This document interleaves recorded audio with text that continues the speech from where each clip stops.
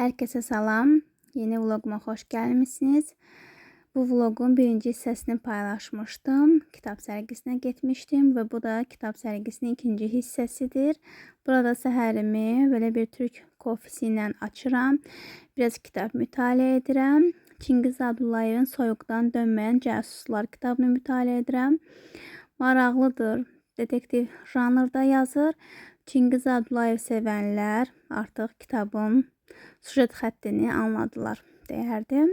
İmzalı kitablardan biridir.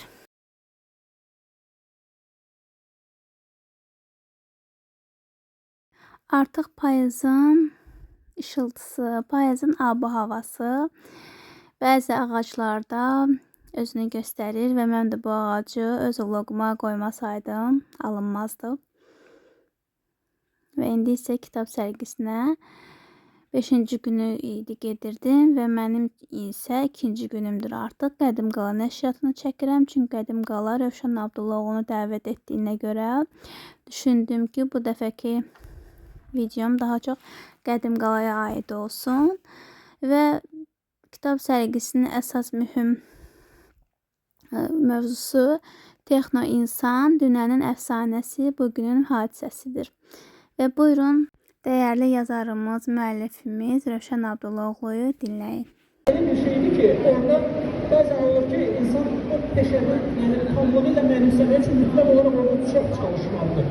O peşə barəsində kitab oxumalıdır, mütaliə etməlidir. Və sən nə qədər mütaliə edirsənsə, bir o qədər irəli gedirsən, üzə çıxardır və kitabı nəşr edir. Artıq ikinci kitaba bu müəllifin məlumatları, həyat təcrübəsi bəzən tükənir. Bax, ikinci kitab fərqli olması üçün müəllif məcburdur ki, biraz da təcrübəsini artırsın, məlumatını artırsın ki, ikinci kitab birincidən fərqli olsun.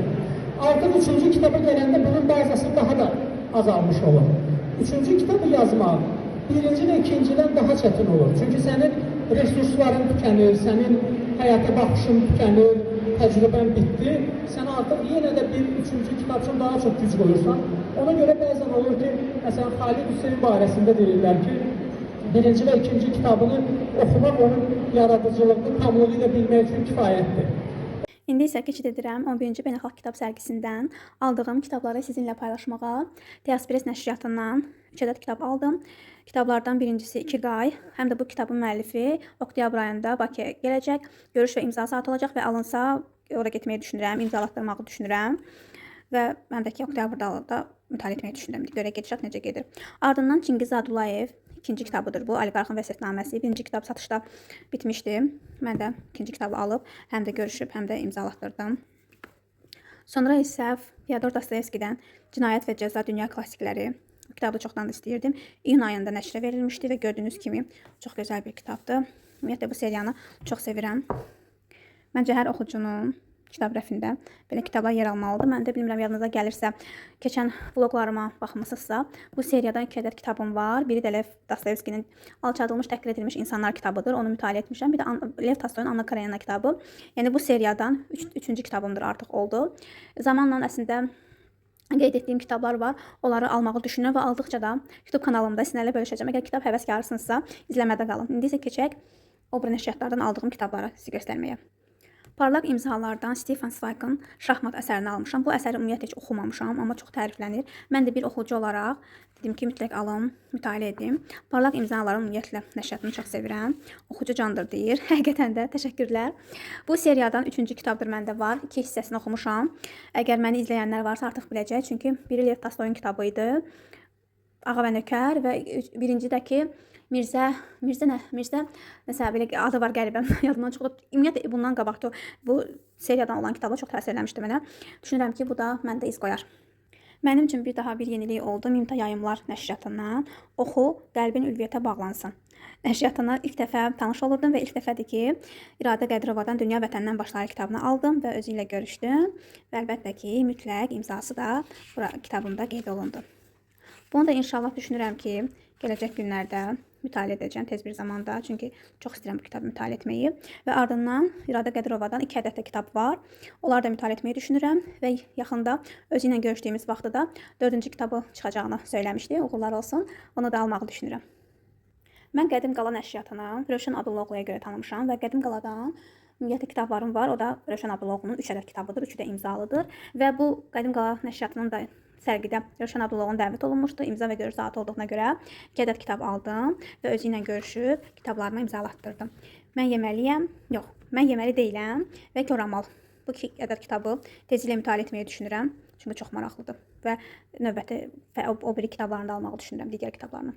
Xan nəşriyyatı da mənim üçün yeni bir nəşrlərdən biri, tanıdığıma rəğmən, amma oradan kitab almamışdım. Bu dəfə də Məmməd Əmin Rəsulzadənin Qafqaz Xatirələri kitabını aldım. Çünki bu kitabı çox oxumaq istəyirəm və düşünürəm ki, Məmməd Əmin Rəsulzadənin ad günü 31 yanvarda olduğuna görə o zaman mütaliə etməyi düşünürəm və o ərəfələrdə vlog çəksəm, mütləq sizinlə paylaşacağam bu kitab haqqında.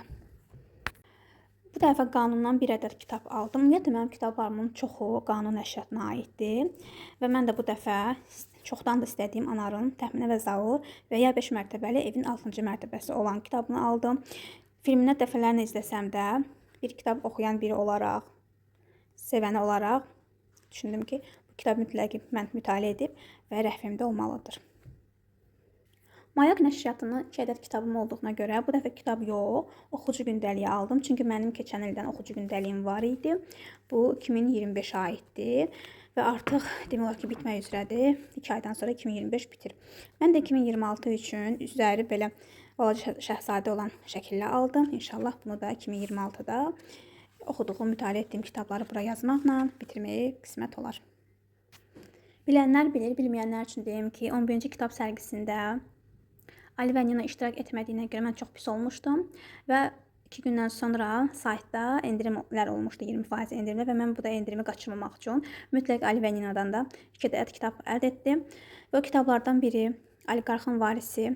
Çünki kitab sərgisindən birinci hissəni ala bilməmişdim, ikinci hissəsini almışdım və bu da bu fürsəti dedim dəyərləndirim və birinci hissəsini Ali və Nina saytından aldım. İmzalanmayıb, çünki görüş hələ olmayıb. Bu kitabın bir dənə bircə bu kitabım qaldı ki, imzalanmayıb. Sonra isə Agatha Christie'dən dekabr üçün mütaliə etmək istədiyim kitabı aldım. Milad Pudinginin Macərası. Agatha Christie'dən ikinci kitabımdır. Bu isə Çingiz Abdullayevdən 20-ci kitabımdır. Və yeni aldığım Mürşid Mehdinin Evdəki Yad kitabını sizlərlə bölüşmək istəyirəm. Çünki Mürşid Mehdi yeni yazar olduğuna görə, həm də kitabı sevildiyinə görə oxucular tərəfindən bildirmək istəyirəm ki, ikinci kitab artıq satışdadır. Bir aydır artıq satışa verilib, oxuyanların çoxu var. Daha doğrusu çox hissəsi oxuyub, mən hələ oxumamışam. Düşünürəm ki, bu ay oxumağı düşünürəm tezliklə. Və bu da Mürşid Mehdinin birinci kitabı, Məktubdakı Qadın kitabı. Mən də səhv eləmirəmsə 3-cü nəşr olmalıdır, amma artıq eşitdiyimə, bildiyimə görə 4 nəşr çıxıb. Çünki tez bir zamanda belə kitabım sevilməyə yaxşı oldu, 3-cü nəşrdir. Belə kitabda demək olar keçən ilin noyabrında mütaliə etmişdim. Bu isə qismət olsa yeni kitabımı, ikinci kitabımı da oktyabrda mütaliə etməyi düşünürəm.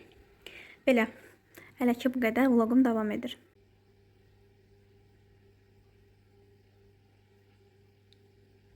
Oktyabr ayında yenicə mütaliə edib bitirdiyim Dostoyevskinin kitabı var, Öteki.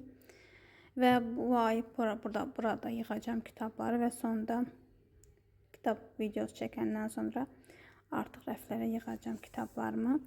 Bunu da tezəlikcə Starbucks'dan almışam. Qiyməti isə 7 manat idi. Dəfələrlə istifadə etmişəm. Hətta o gün Starbucks'a getmişdim. Elə oradan alıb içdim.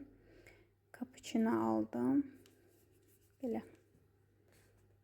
Starbucks'ı sevirəm. Amma bu dəfə cappuccino nədənsə elə də çox bəyənmədim. Halbuki ən sevdiyim yer Starbucks idi. Bilməm nədənsə sevmədim. Gördüyünüz kitabları da noyabrın sonuna qədər bitirməyi düşünürəm. Mürşid Mehdi, Elxan Elatlı, İkiqay, Çingiz Abdullayev, Dan Brown, Da Vinci şifrəsi, Dostoyevskinin Layiq Lətifə, Harperli Bülbülü öldürmək, Mikayıl Müşfiq Əbədiyyat nəğməsi və Çingiz Abdullayevdən Məntiq qaydaları. Bilmirəm buraya hansı kitablar əlavə edəcəm, amma hələ ki bu kitabları noyabr üçün ayırıb qoymuşam. Mütaliə edib zaman olsa sizinlə də paylaşacağım. İzləmədə qalın. Hal-hazırda da bu 2 ədəd kitabı mütaliə edirəm paralel şəkildə. Görüm neçə günə bitirə biləcəm. İndi isə Çingiz Abdullayevi oxuyacağam.